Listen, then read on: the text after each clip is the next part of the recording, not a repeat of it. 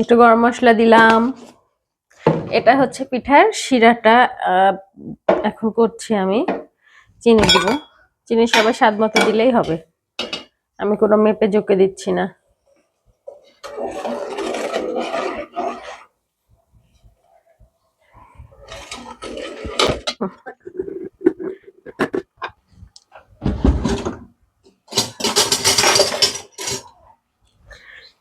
এই যে গুঁড়া দুধ, এই যে আমি এখানে শিরাটা করছি, শিরাটা হতে থাক, ততক্ষণ আমি সুজিটা রেডি করি। চিনি দিলাম, সুজির মধ্যে চিনি, এবার স্বাদ মতো একটু লবণ দিব। একদম অল্প দিতে হবে লবণ, চিনির সাথে লবণ দিলে ব্যালেন্স হয়, মিষ্টির ব্যালেন্স। এবার ডিম,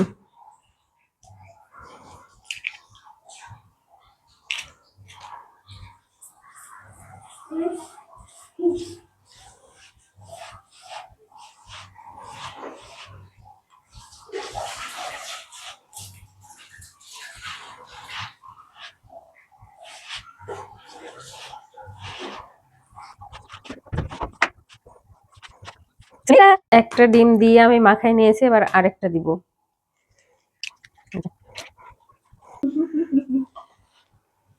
কেউ কথা বলছে না, সবাই মাখায় চামচ দিয়ে, আমি হাত দিয়ে মাখাচ্ছি। সুন্দরভাবে না মাখালে এটা হচ্ছে যে ভিতরে শক্ত থাকবে। কমপ্লিট। এখন আমি এই 5-10 মিনিট এভাবে ধুয়ে তারপরে ভাজতে শুরু করব, দেখি ততক্ষণে যে শিরাটা হলো নাকি। আসেন, এই যে আমার রসের শিরা কমপ্লিট। এবার আমি এই যে চুলায় হচ্ছে তেল দিলাম গরম করতে, এখন এটা অল্প দিয়ে দেখবো তেলটা কেমন অবস্থানে আছে।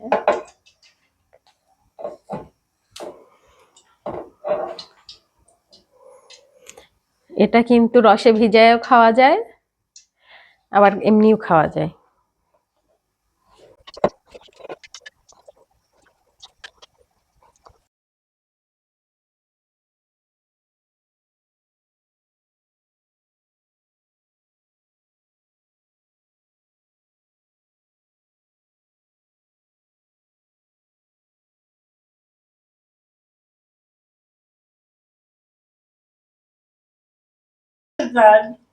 এই যে ভাজা কমপ্লিট, এখন আমি রসের মধ্যে চুবড়িয়ে দিব।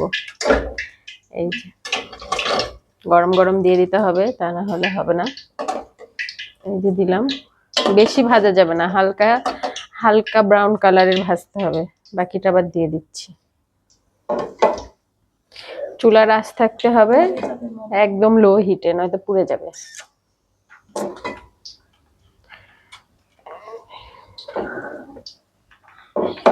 এই তোরা শুকনা খাবি এগুলা? না, এটা হয়ে গেল। এই পিঠাটা কিন্তু শুকনাও খাওয়া যায়। এই যে শুকনা, আমি এখন সবাইকে দিচ্ছি শুকনা খেতে। তোমরা সবাই খেয়ে বলবা কেমন হয়েছে, ঠিক আছে? সুনাইরা বুড়ি এখানে রাখি, সুনাইরা বুড়ি পেশাব করে দিবে, পচ পচ করে ঢুকে যাবে নাকি? হ্যাঁ বলেছ না? ও বাবা, কথা বলবে নাকি? কথা বলবে নাকি সুনেরা? আলহামদুলিল্লাহ। আসছি, সব পরিষ্কার করে আসি।